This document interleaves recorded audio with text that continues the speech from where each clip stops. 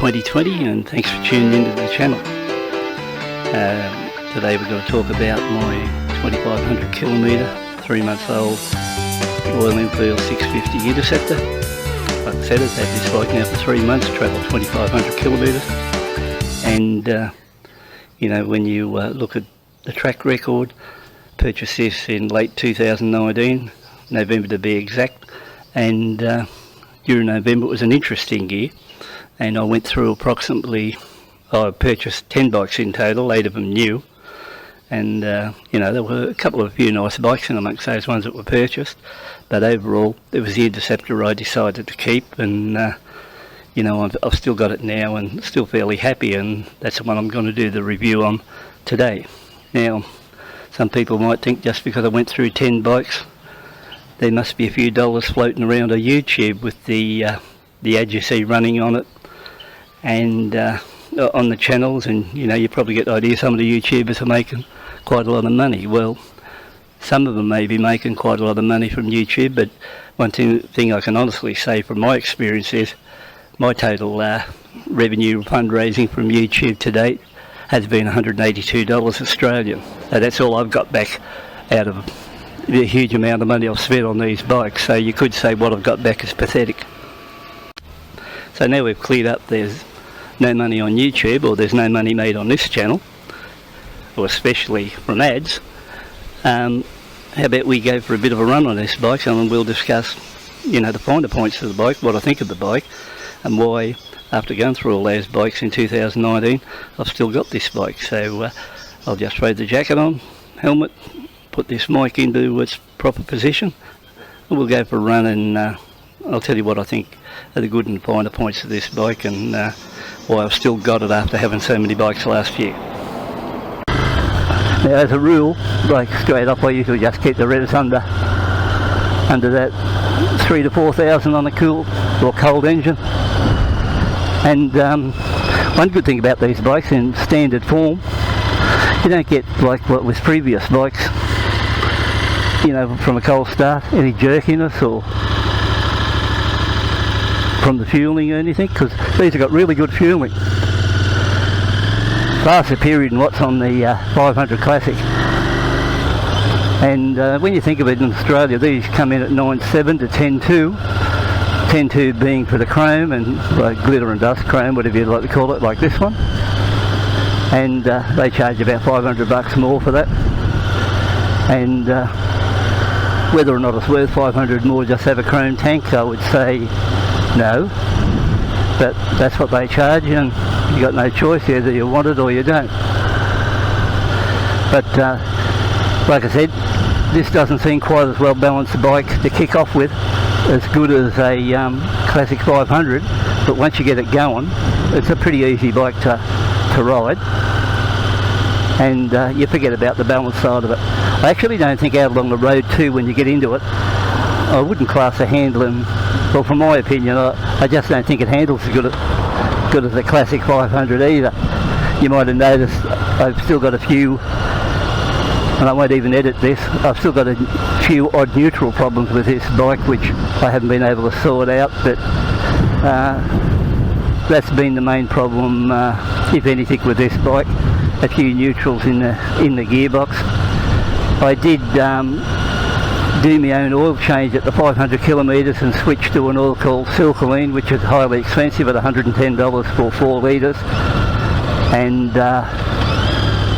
plus $30 to freight it to me. But I found that oil was no better than, put it this way, I won't buy it again. I'm going to try some other oil on my next oil change, so I didn't class that as a worthwhile investment. Other people have been probably quite happy with it, and providing they're happy with it in their bike, well, that's all that matters, and doesn't really matter as long as I can get something on mine that works well, and that's the main thing there. But overall, another thing that's popped up, so in this particular bike, if you say at 2500 kilometres, what are the faults I've found with the bike? Well, as you picked up there, I did have that false neutral issue, which usually comes up between 5th and 6th, and that's the first time it come up in 3rd just then, so you know, I might do another clutch adjustment on it and see if I can sort that one out. So that's been one of them. Now if you hear somebody say these interceptors don't vibrate, well, they don't vibrate like a classic 500 vibrates, because they really vibrate badly at times.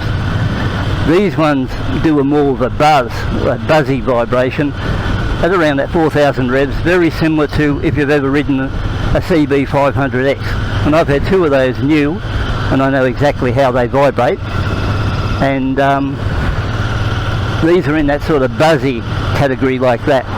So you know, you can feel the buzz run through the bars on them, and but it's not sort of a, you know, you might get off and you get a bit of a tingling after a good ride from it, and possibly if you wear good quality gloves that would eliminate it totally, and that could solve that problem with that one. So the main things have been,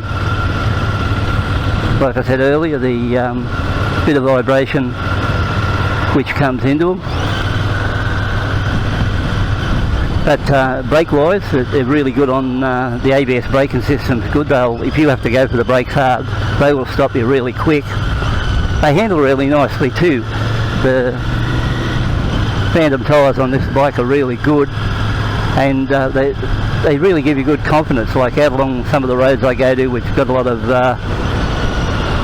of blue metal dust on the sealed roads, you know, you get the chance to experience riding on them, and I found this to be the best bike I've used for around these out roads when I'm cruising on 80 or 100 kilometres an hour, and you come across where they've done resurfacing on the road. Running in, I think, is fairly important with these bikes too. So you know, if you're running in the bike, I think it's a good idea, you know, compared to, say, for a classic 500. Those particular bikes, you've got to run them in really slow, and it's we won't be going this way. The classic 500, you've got to run them in very slow. But this particular bike, I think if you treat it with a bit of respect, run it in nice and easy, give it plenty of heat cycles, long term you'll look after it well. Best thing about it, the running period, you can use your revs up to 4,000 revs, which is approximately 60 mile an hour. For the first few hundred kilometres, I only used 3,000 as a run-in. After it got after that, I started using it a little bit higher up in the rev range, then ran it up to 4 or ran it to 100 kilometres an hour. And apart from that, well, just took me time. Did my own oil change and filter at 500 kilometres, and then after that, after the oil and filter change, I did my own valve clearance, and so far the valve clearance on that one's worked really good, and I think it's been now 2,000 kilometres since I did my valves, and they appear to be working well.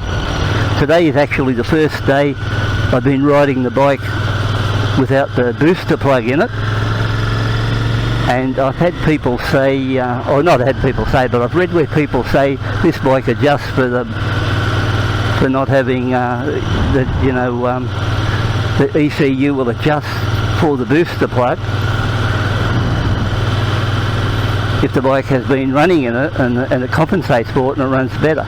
At this stage, my opinion would be, and prior to this review, I disconnected the booster plug, and my opinion would be the bike runs better with the booster plug in it. It's probably only early stages at the moment to see what happens, but I'm going to run this fuel economy run in the bike, totally standard, one full tank, and that'll be on the next video after this one.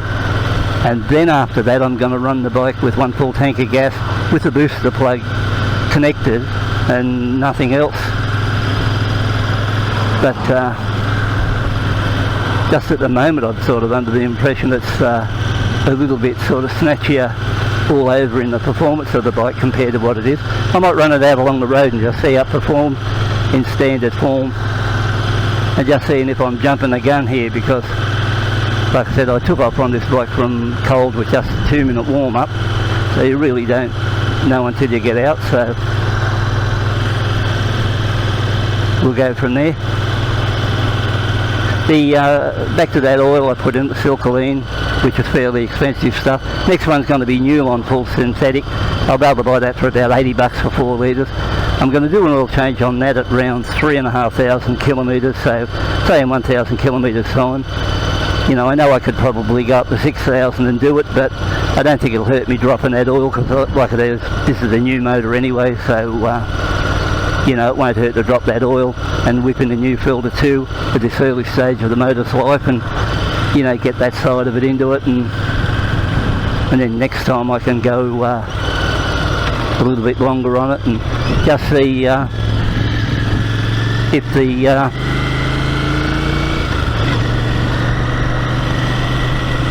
the new one for $80 is not a bad oil, or see how it goes.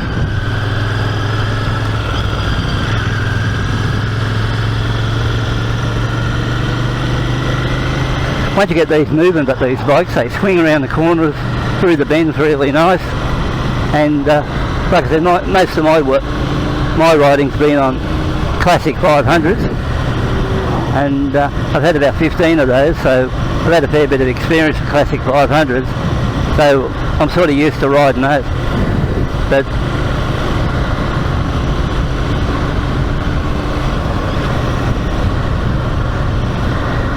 overall, I think, you know, for value for money, the Interceptor is a very good value for money bike,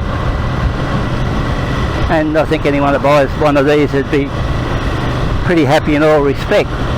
You know, they come with really good quality tyres. You know, I'm really happy with the tyres, they're not rubbish they come with.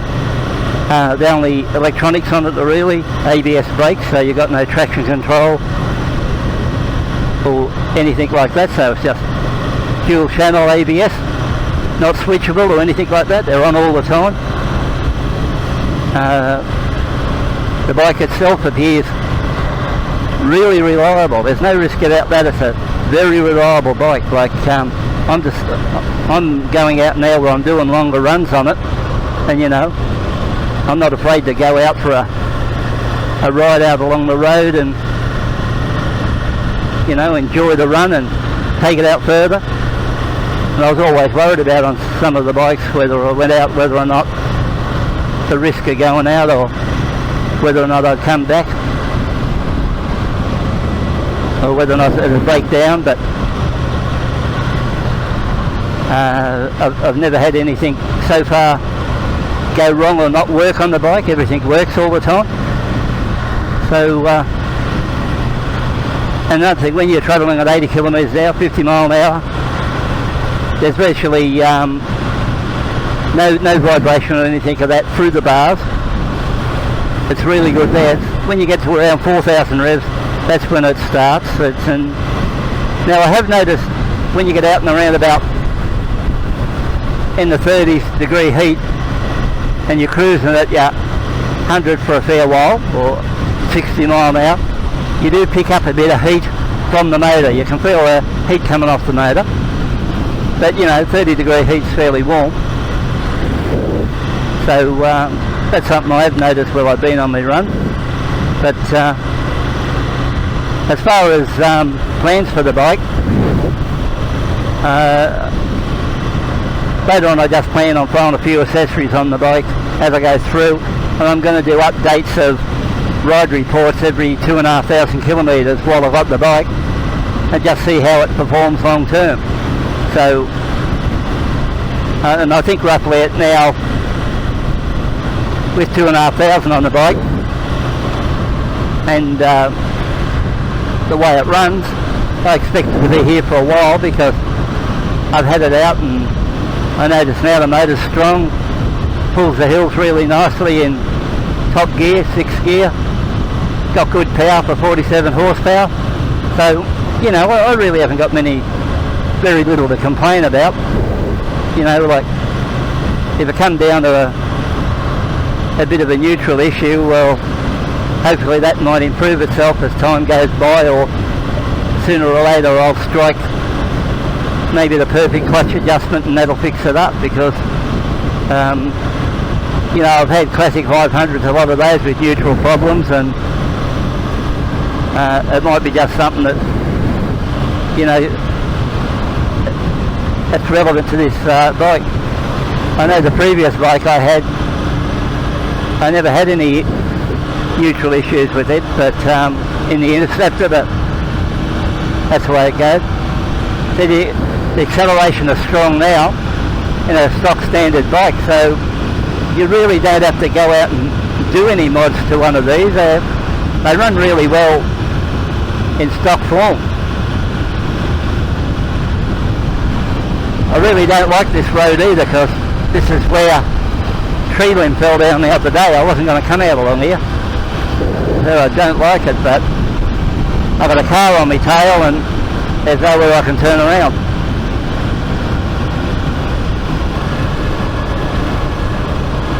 We had a fair bit of rain here last night too. It, you know, really pelted down.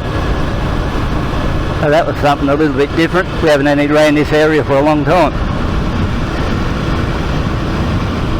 Well, I think overall, as far as the report on the bike goes, the report's really favourable. Like I said, there's nothing bad I can say about this bike. If anyone was had the urge to want to get out and buy one, test drive one, or ask is it worth getting one, I think it is.